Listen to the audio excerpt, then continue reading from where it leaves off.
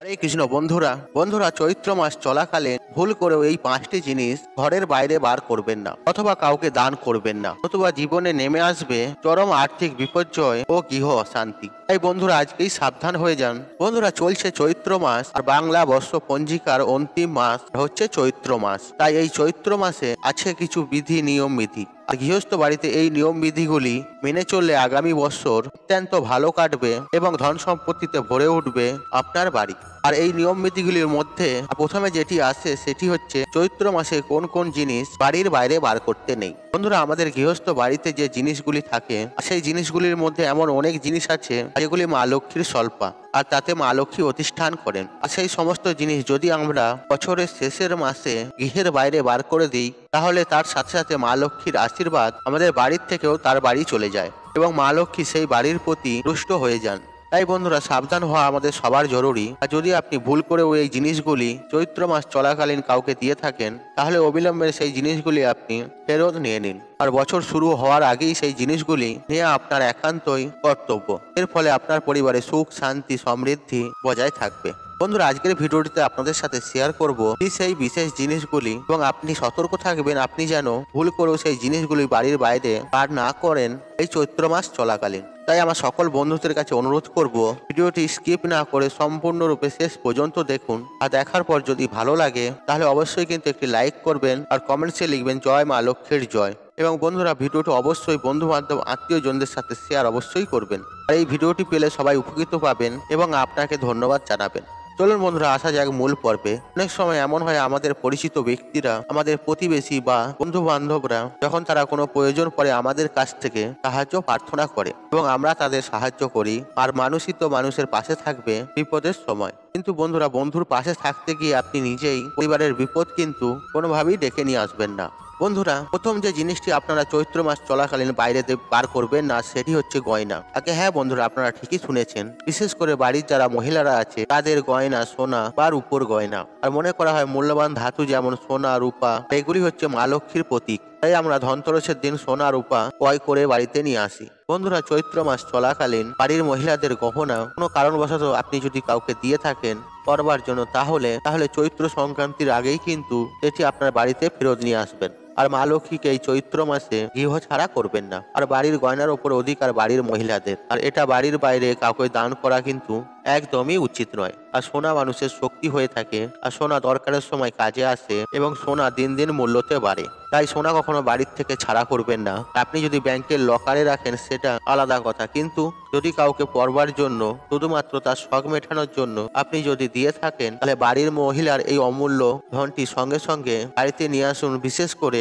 চৈত্র সংক্রান্তির আগে। বন্ধুরা এরপর দ্বিতীয় যে জিনিসটি আপনারা চৈত্র মাস চলাকালীন কাউকে দেবেন না, আর সেটি হচ্ছে টাকা পয়সা। বন্ধুরা টাকা পয়সার মধ্যে মা লক্ষ্মীর বাস। টাকা বা অর্থকে মা লক্ষ্মীর সাথে তুলনা করা হয়। বন্ধুরা এই চৈত্র মাস চলাকালীন কোনো ব্যক্তিকে টাকা পয়সা ধার দেবেন না। এবং এই কথাটি শুনে অনেক বন্ধুরা বিরক্ত হয়ে যান, ভাবেন দরকারে কি কাউকে সাহায্য করতে পারা যায় না। এবার আপনাদের বলে দিচ্ছি দরকার মানুষের অনেক রকম হয়। কারো একটা ফোন কেনার দরকার পড়তে পারে, আবার কারো অ্যাক্সিডেন্ট হয়ে গেছে, মেডিকেল এমার্জেন্সির মধ্যে হাসপাতালে ভর্তি হয়েছে, তারও টাকার দরকার। এবার আপনাকে সেটা বুঝতে হবে আপনি কি দরকারে টাকা ধার দিচ্ছেন এবং কোন দরকারে আপনি টাকা দেবেন না। আর এবার আসি যারা ব্যবসায়ী বিভিন্ন জায়গায় টাকা পয়সা ধার বাকি দিয়ে থাকেন তাদের কাজের সূত্রে। বন্ধুরা যারা ব্যবসায়ী এবং কাজের সূত্রে যারা ধার বাকি দিয়ে থাকেন তারাও কিন্তু এই চৈত্র মাসে সমস্ত পাওনাদারদের কাছ থেকে টাকা পয়সা আবার ফেরত নিয়ে নেন এবং নতুন বছরে হালখাতা করে থাকেন এবং নতুনভাবে নিজেদের ব্যবসা আবার শুরু করে থাকেন। ঠিক একই রকম কাজ করে রাখেন দোকানদাররা। আর দোকানদারদেরও যাদের যারা খরিদ্দার আছে তাদেরকে ধার বাকিতে জিনিস দিয়ে থাকেন, কিন্তু চৈত্র মাসে কিন্তু সমস্ত হিসাব করে নেন। আর চৈত্র মাসে যার যার ধার বাকি আছে সমস্ত কিছু তারা দিয়ে দিতে বলে।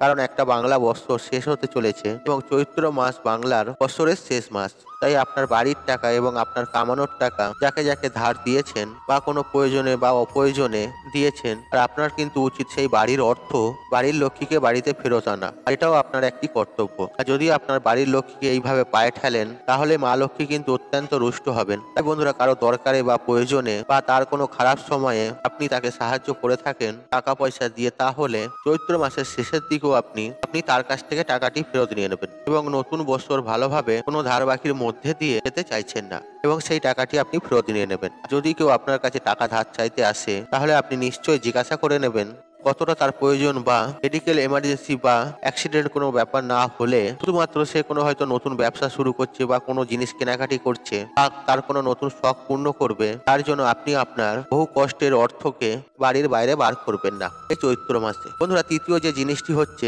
সেটি হচ্ছে পুজোর বাসনপত্র।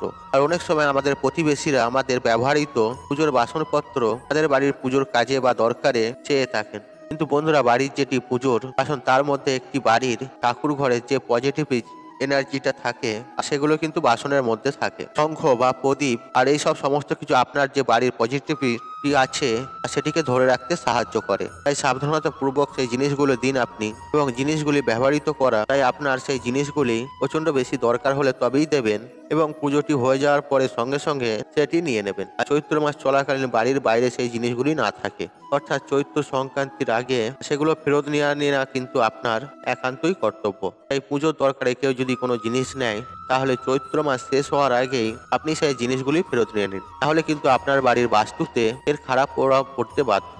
বন্ধুরা, চতুর্থ যে জিনিসটি চৈত্র মাসে বাড়ির বাইরে কাউকে দেবেন না সেটি হচ্ছে ঝাঁটা বা ঝাড়ু। বন্ধুরা, এই ঝাঁটা বা ঝাড়ুতে মা লক্ষ্মীর অধিষ্ঠান। এই ঝাঁটা বা ঝাড়ু দিয়ে আমরা নিত্যদিন ঘর পরিষ্কার করি এবং একটা ঝাঁটা মা লক্ষ্মীরও প্রতীক মানা হয়। এই ঝাঁটা বা ঝাড়ু দিয়ে আমরা ঘর থেকে নোংরা আবর্জনা সরাই, এবং যে বাড়িতে নোংরা আবর্জনা থাকে আর সেই বাড়িতে মা লক্ষ্মী কোনোভাবেই বিরাজ করেন না। তাই তো প্রতিদিন সকালবেলা ঘর দুয়ার ঝাঁটা দিয়ে ঝাড়ু দিয়ে সাফ করে অলক্ষ্মীকে বিদায় করা হয় এবং ঝাঁটাকে মা লক্ষ্মীর স্বল্পা মানা হয়। আর এই ঝাঁটা বা ঝাড়ু কখনোই লোকজনের চোখের সামনে রাখা হয় না, আর এই ঝাঁটা বা ঝাড়ুকে লুকিয়ে রাখা হয়। এই ঝাঁটা বা ঝাড়ু কোনো মাসেই দান করা উচিত নয়। এমনকি আপনার বাড়ির ঝাড়ুটি পুরনো হয়ে গিয়ে থাকে, চৈত্র মাস চলাকালীন সেই ঝাঁটুটি বা ঝাড়ুটি বার করে দিতে নেই, কারণ এতেও পরিবারের অমঙ্গল হয়। বন্ধুরা, এবার আপনাদের বলে দেবো যে রান্নাঘরের এমন কিছু জিনিস আছে যেগুলো আমরা নিত্য প্রয়োজনীয় জিনিস হিসেবেই জানি, কিন্তু আমাদের ঘরের বাস্তুতে সেগুলি ভীষণভাবে প্রভাব ফেলে, এবং এই জিনিসগুলো চৈত্র মাস চলাকালীন বাড়ির বাইরে বা কাউকে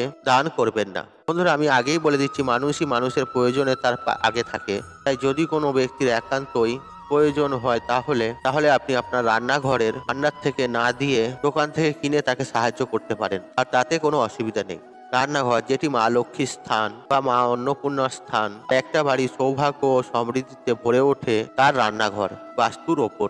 তাই বন্ধুরা, রান্নাঘরের জিনিস কিছু প্রয়োজনে বা অপ্রয়োজনে কাউকে দান করবেন না, এর ফলে মা লক্ষ্মী গৃহছাড়া হয়। বন্ধুরা, প্রথম যে বিষয়টি হচ্ছে ধান বা চাল।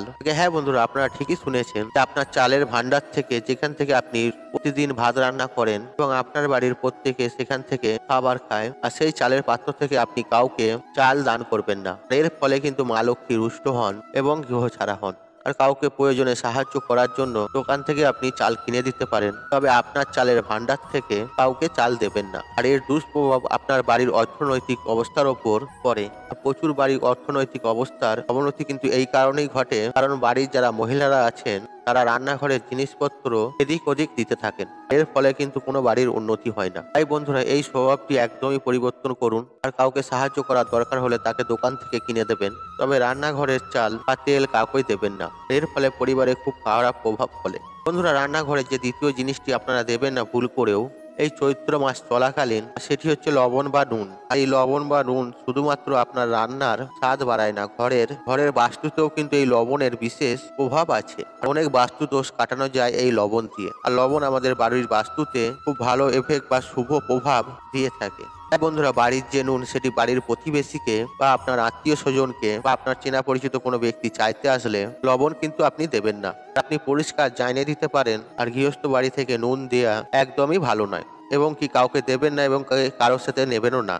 আর লবণের প্রচুর বাস্তু প্রয়োগ আছে। যদি আপনার বাড়িতে কোনো বাস্তু দোষ থাকে, লবণের মাধ্যমে আপনি সেই বাস্তু দোষ ঠিক করতে পারেন। বন্ধুরা, রান্নাঘরের আর বিশেষ যে জিনিসটি আপনি দেবেন না, বাড়ির বাইরে বা কাউকে দান করবেন না, সেটি হচ্ছে সর্ষে বা সর্ষের তেল। সর্ষে বা সর্ষের তেলও কিন্তু দান করার বিষয় নয়। এর ফলে কিন্তু নানা রকমের গ্রহ দোষ লাগতে পারে। তাই সর্ষে কখনো দান করবেন না বা সর্ষের তেলও দান করবেন না এই চৈত্র মাস চলাকালীন। আর যদি আপনি সর্ষের তেল দান করেন, শুধুমাত্র মন্দিরে দান করবেন, অথবা আপনার বাড়িতে যদি কোনো পুজো হয়, ঠাকুর মশাইকে ভুজ্জি দিচ্ছেন, সেখানে আপনি দিতে পারেন, কিন্তু প্রয়োজনে আপনার প্রতিবেশীকে তার জন্য আপনি দান করবেন না।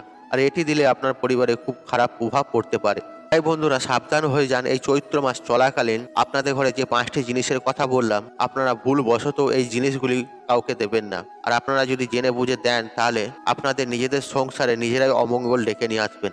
আপনাদের ঘরে সাবধান করা আমাদের কর্তব্য। বন্ধুরা আশা করছি এই ভিডিওটি যদি ভালো লেগে থাকে তাহলে ভিডিওতে একটি লাইক করুন, একটি কমেন্ট করুন, একটি শেয়ার করুন এবং বন্ধু বান্ধব আত্মীয়জনদের সাথে শেয়ার অবশ্যই করুন। মনে রাখবেন আপনার একটি শেয়ার অনেক মানুষকে উপকৃত করে তুলতে পারে। আর আপনি যদি আমার চ্যানেলে নতুন হয়ে থাকেন তাহলে চ্যানেলটি অবশ্যই সাবস্ক্রাইব করুন এবং পাশে থাকা অন রাখুন, কারণ নিত্য নতুন ভিডিও সবার আগে দেখার জন্য। ঈশ্বর আপনার মঙ্গল করুক, আপনি সুস্থ থাকুন, নিরোগ থাকুন, আপনার দিন মঙ্গলময় হোক। হরে কৃষ্ণ কৃষ্ণ কৃষ্ণ হরে হরে।